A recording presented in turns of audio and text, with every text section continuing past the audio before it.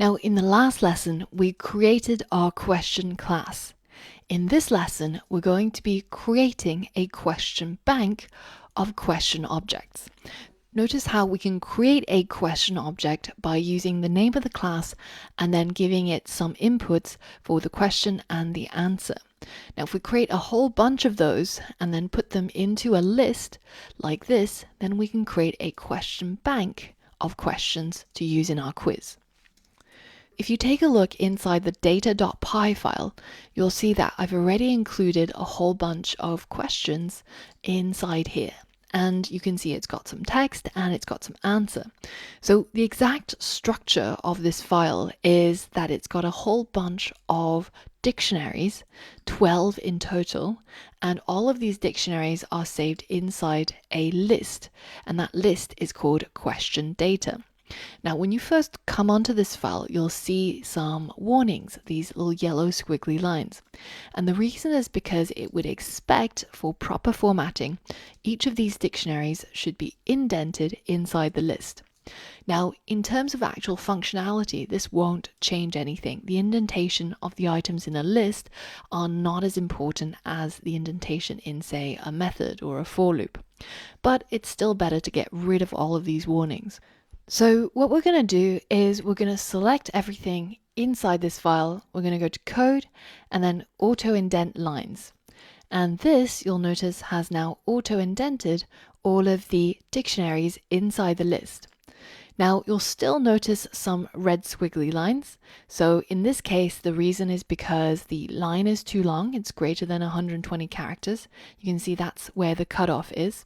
So in PyCharm, it's really easy to separate lines. If you just identify a good spot in that line, hit enter, and it will automatically add some quotation marks around it so that it still behaves the same way as before, but now it's on separate lines.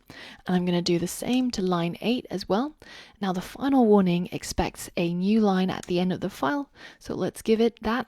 And the last thing that you'll notice here is that there's a squiggly line here under backrub because that is an unknown word in the dictionary.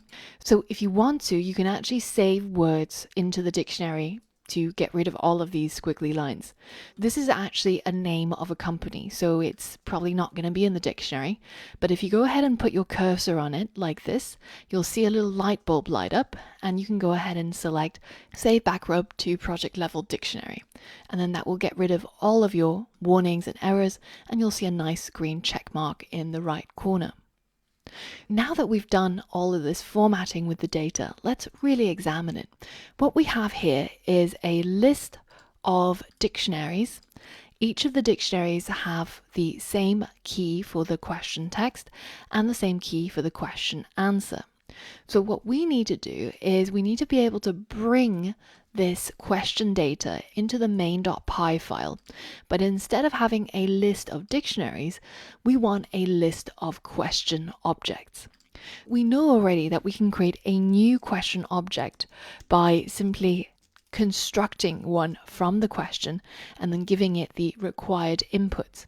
But in order to do this inside the main.py file, we of course have to import the question model, and we'll also need to import the data.py. So from the question model, I'm going to import the question class, and from the data file, I'm going to import the question data. Now that you've got both the question data and the question class, your goal is to create the question bank.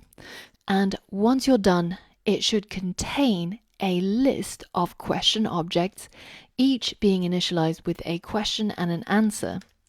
And the data is going to come from these dictionaries from the question data.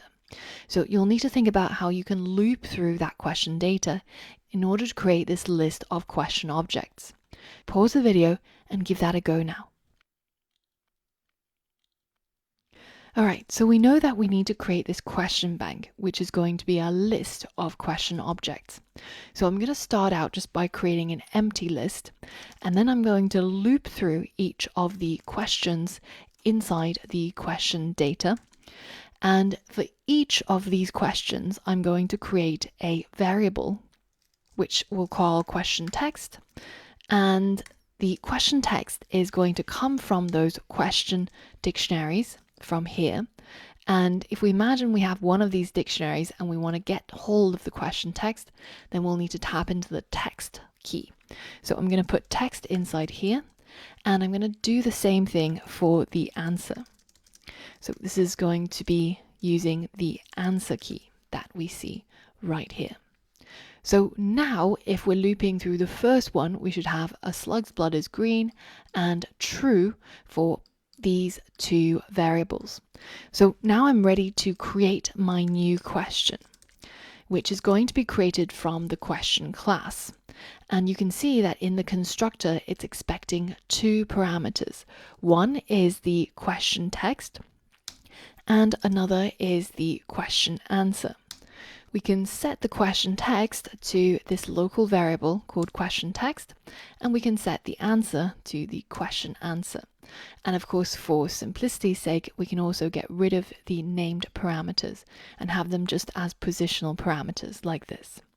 So now that we've created this new question object and saved it in the variable new question, we're ready to add it into our question bank. So we can say questionbank.append, and we'll append each of these new questions that we create in the for loop.